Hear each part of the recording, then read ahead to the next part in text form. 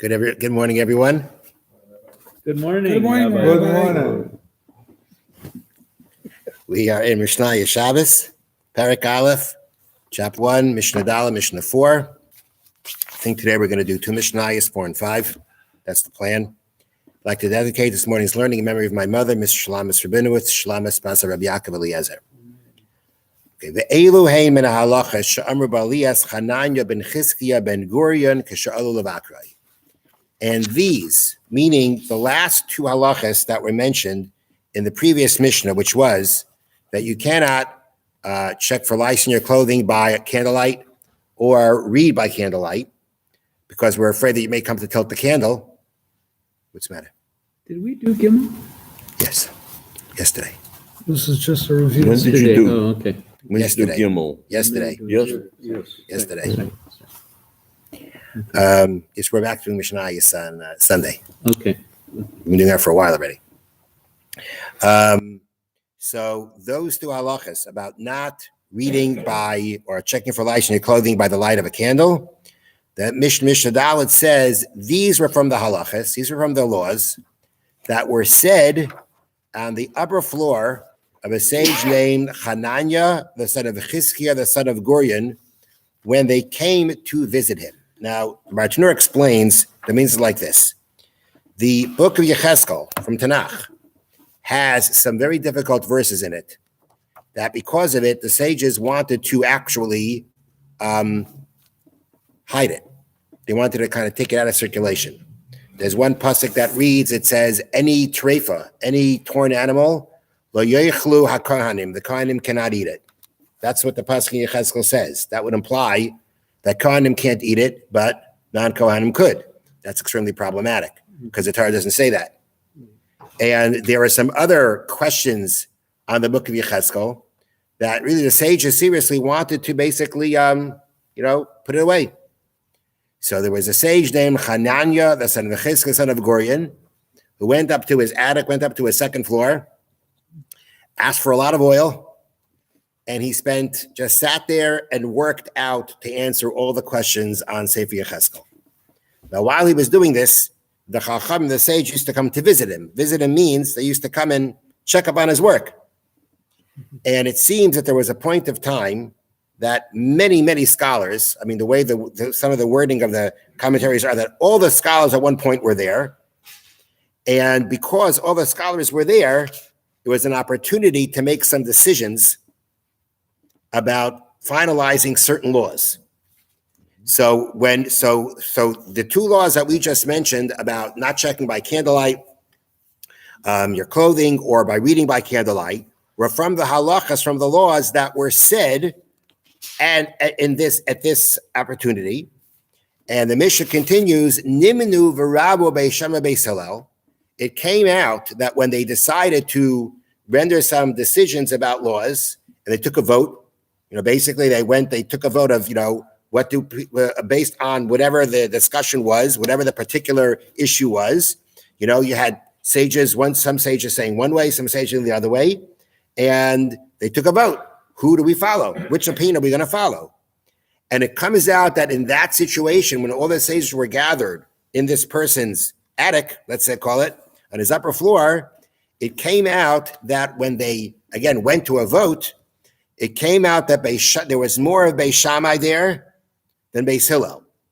That's what it means. Nimnu, when they took account, V'rabu Beis Shammai Beis Hillel, and Beis Shammai, there was more Beis Shammai there than Beis Hillel.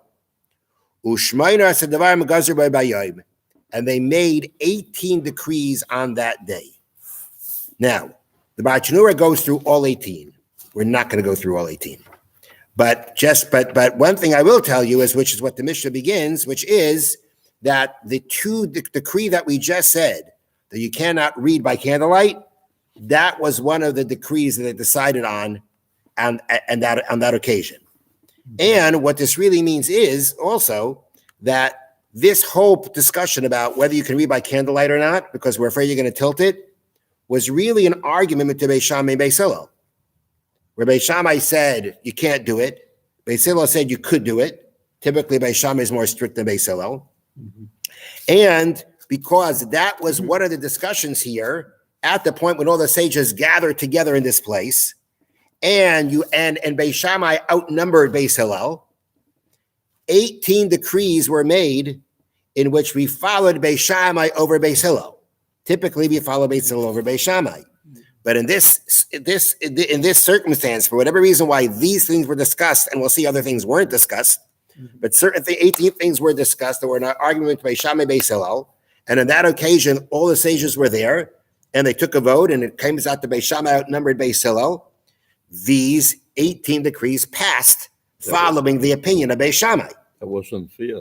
That's the way it was, right? What you're bringing right now is interesting because it says that there was more Beis Shammai than Beis Hillel, but it also says all the sages were there. So apparently, it wasn't all the sages were there, but enough sages were there to decide we're going to make some decisions here. And it came out that you had more Beis Shammai there than Beis Hillel, unless in general there was always more Beis Shammai, Beis Hillel. So when they all gathered together, there was more Beis Shammai. Not sure how to work that out. But at the end of the day, there clearly was definitely enough sages there to make these decisions. And it came out that Beis Shammai outnumbered Beis Hillel on this occasion. And therefore, there were 18 decrees passed in which there was an argument Beis Shammai, Beis Hillel, and Beis Shammai was the one that was decided. We're going to follow his opinion here. Okay? You have to have a certain quorum. It says they were all there. I don't know all the rules. It says they were all. It seems like it was an opportunity. They were all there because everybody was coming to check up on his work on Yechezkel, and it seems like it was an opportunity when they were all there. Let's render some decisions. How much have to be there? What are all the rules there? I don't know. It was all on one day. That's what it seems like. Yeah. It was on one shot. It was on one day, one shot.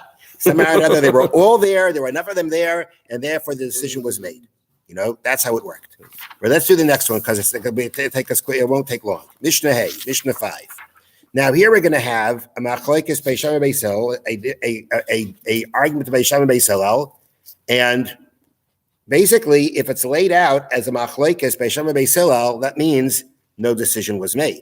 Meaning this was not included on those days' decisions, and it remained, and therefore it kind of remained the machlokes Beis Shammai, an argument of Beis Shammai Beis Hillel, where typically the rule is we follow Beis Hillel, right? We started off with you had the original sages of Shammai and Hillel, right? They actually were, they led the Jewish people together, but when it came to, they had different disagreements, and then their students, their academies, their students continued having many disagreements.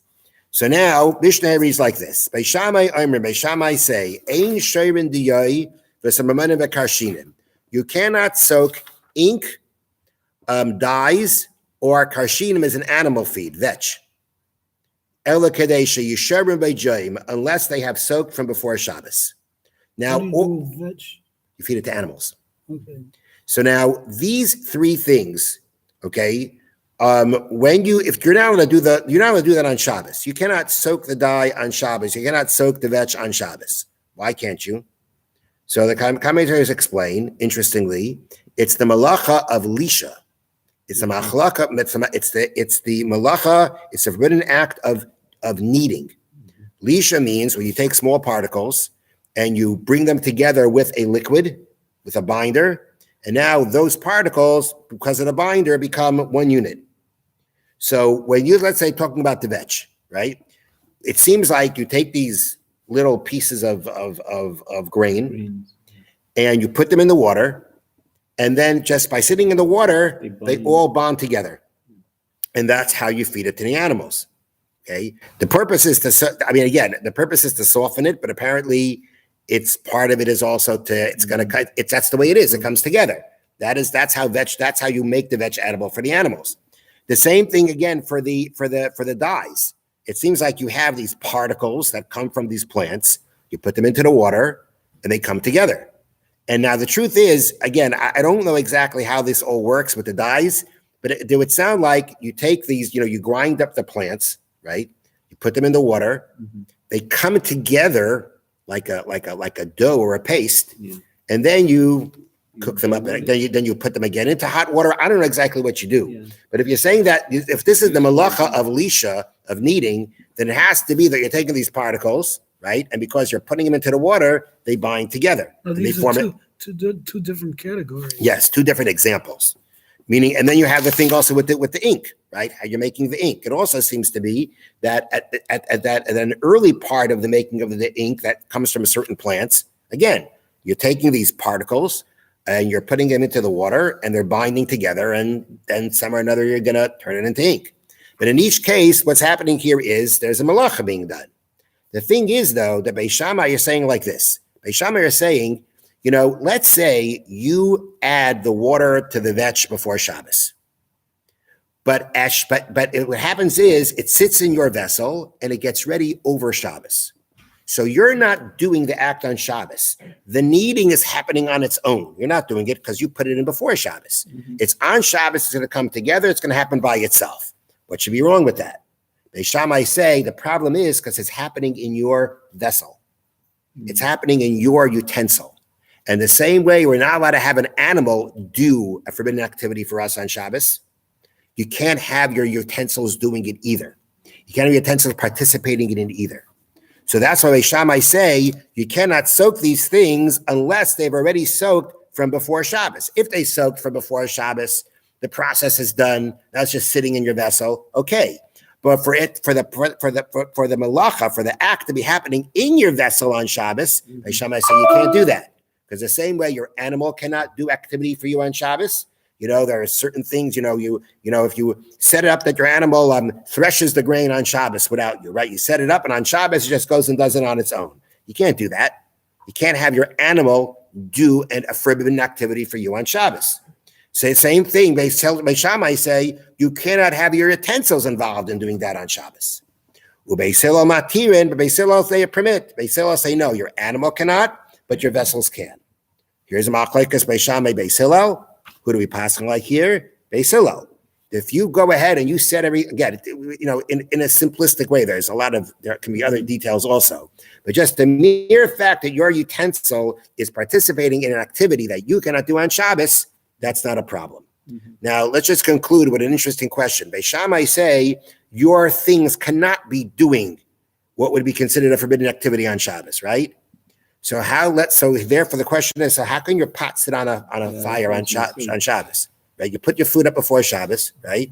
And now on Shabbos, as long as it's cooked enough that there's no derabbanans, right? You can let it sit there and cook, right? You light a candle on Shabbos, right? Candle continues to burn. Why isn't that a problem? It's your utensil is doing what would be a forbidden activity. Yeah. The answer, according to Beis Shammai, interestingly is that according to Beis Shammai, we have to say that when Shabbos comes, all your articles, again, in this situation, like cooking and your candles burning, they become hefker. They become ownerless. You render them ownerless. So it's not yours. How did you do that? You could just every Shabbos have to remember to announce that it's hefker. Yeah. Others say that you don't have to explicitly do it because it's understood you're doing it. And others say that it's the sages who did it. Hefker, Bezdin, Hefker. Bezdin has the ability to take away your money. So every Shabbos, Bezdin, according to Beis Shammai, Bezdin decreed, right, that every Shabbos, all these things don't belong to you. But that's a big question according to Beis Shammai. If your utensils have to rest, how can you be cooking? How can you leave something on the fire over Shabbos? Again, outside of all the rabbinic issues that have to be taken care of. The answer is because in some way it has to be considered that pot is not yours. Have a wonderful day. And after Shabbos? After Shabbos, you reacquire.